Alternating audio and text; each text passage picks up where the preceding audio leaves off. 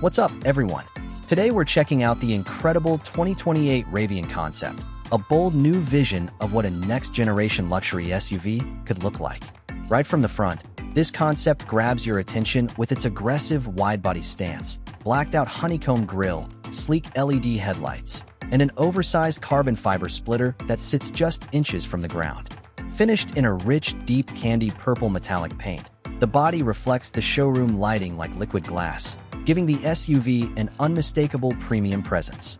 As we move around to the rear, the design becomes even more dramatic with sharp LED taillights, a sculpted carbon fiber diffuser, muscular bodywork, and an ultra-low stance that makes this SUV look powerful from every angle while maintaining a clean and modern design language. Looking at the side profile, the proportions are perfectly balanced with massive forged wheels tucked neatly under the widened fenders, aggressive carbon fiber side skirts, and a slammed suspension that leaves virtually no wheel gap.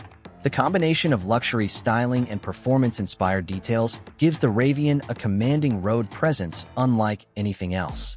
Stepping inside, the cabin is a perfect blend of premium craftsmanship and advanced technology.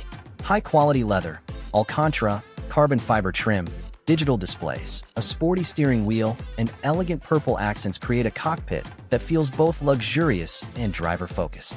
Every surface has been designed to deliver a refined and immersive experience. Moving into the rear cabin, passengers are welcomed with spacious seating, quilted premium upholstery, soft ambient lighting, premium materials, and executive-level comfort that makes every ride feel first class. The 2028 Ravian concept combines luxury, performance, and bold styling into one unforgettable SUV. If you enjoyed this concept, don't forget to like the video, subscribe to the channel, and turn on notifications for more amazing luxury vehicle concepts. Thanks for watching, and I'll see you in the next one.